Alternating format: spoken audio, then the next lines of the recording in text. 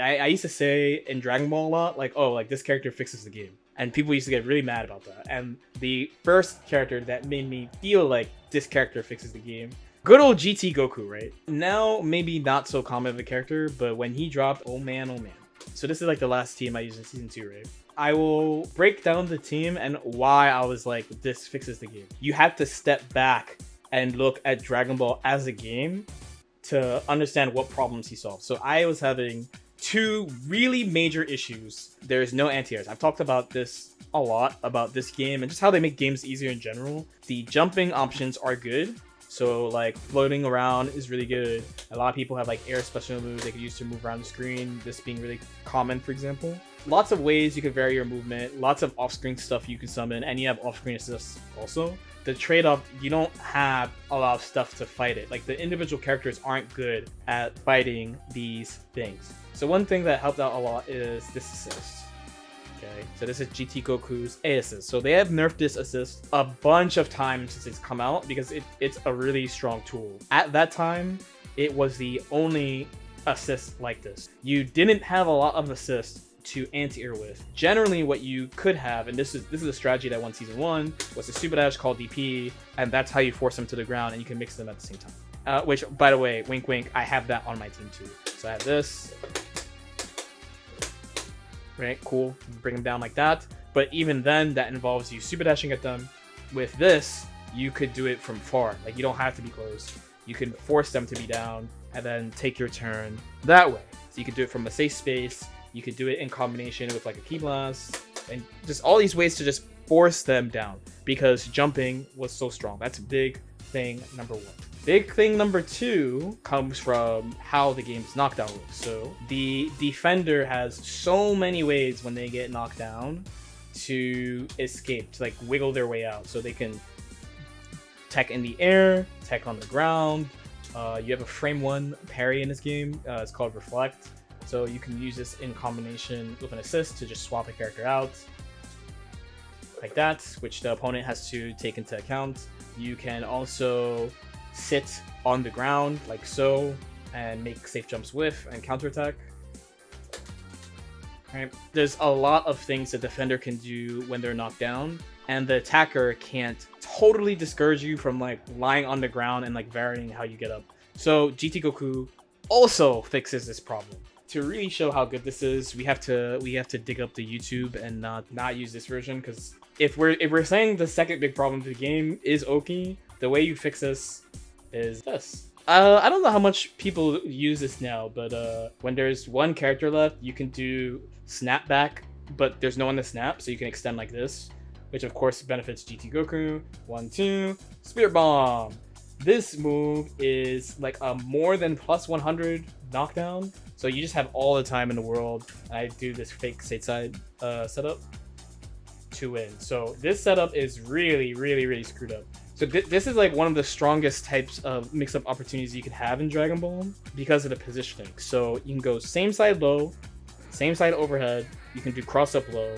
You can do a cross-up overhead. You can do multiple overheads. So you can do like jump medium, jump light if you want. And you can make it look like you're going over and stay same side because he has a move that stops his air momentum. So this is what I chose to do. It's not just that the mix-up is valuable.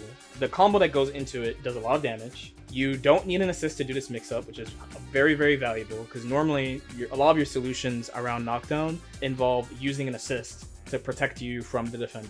And you see like the character kind of pops up.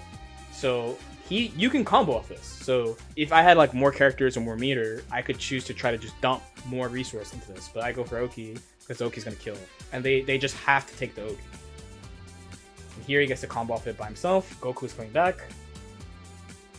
And so you do a nice little easy combo so that he dies. It was a very, very unpopular take, but my little man's GT fixes the game. I hate jumping in Dragon Ball. He is good against jumping. I hate how I knock people down and then I get dice rolled and die, and he stops that too. But he fixed both of those problems so much that at this time, he is basically mandatory.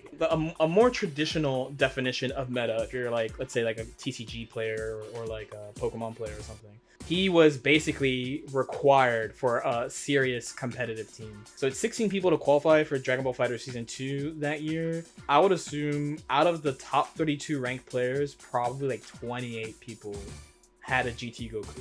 If a lot of characters are not good at doing it and one character does both, the character ended up seeing a ton of representation. So a lot of people came at me for this take of saying that GT Goku fixes the game. They were like, GT Goku ruins the game because of these things. But my thought was, I feel like more characters should have that type of option. So here's actually, it ends up coming up because my opponent are both using GT Goku, right? But he's also playing Super Broly. Super Broly also has this type of anti-air move that's really uncommon.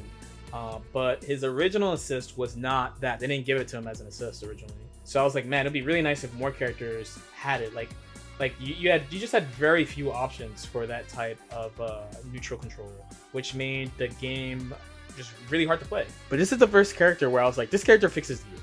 This character fixes the game. But it depends on who you're talking to, because again, a lot of people said he was super broken. What ended up happening to this character, and what usually happens to the characters that are super polarizing like this, right? Super centralizing is a better word. They'll make a change, but the change is usually not enough to stop people from playing the character. So they nerfed this character multiple times before they actually got people to stop playing the character. So there's a couple of ways that they go about doing this. So one big thing was Season 3, they added multiple assists. So now you can pick 3 assists instead of 1. What happened before is like GT Goku is the only character that has anti-air beam assist, so you have to pick him if you want that. Now more characters have access to that, and they give other characters, like new characters, similar types of tools to kind of encourage them to pick it, right? So one of the characters I would say they gave this tool to is Baby. That is the Baby B assist. And this one right here, if you guys aren't familiar, to dive, that is one example of one that's similar, not the same, but similar, but just them trying to just convince people to just pick something else. The most recurring example in this game is actually Bardock, because he has the Lariat. How many characters in this game have some type of traveling across the screen quickly attack or assist in this game? And it's all because of Bardock. So those are the two main ways they tend to do it. Or they give a new character that tool so that they try to convince you to pick that tool. How do y'all feel though? So I think later I want to go into like a list of characters I think have fixed various games for me, for lack of a better word. Fixed. A lot of people will look at me being like, oh, this character fixes the game, and they'll be like, you just picked some broken shit. And I'm like, if a character having an anti-air and having Oki is the broken thing, what's that say about the game we're playing, bro?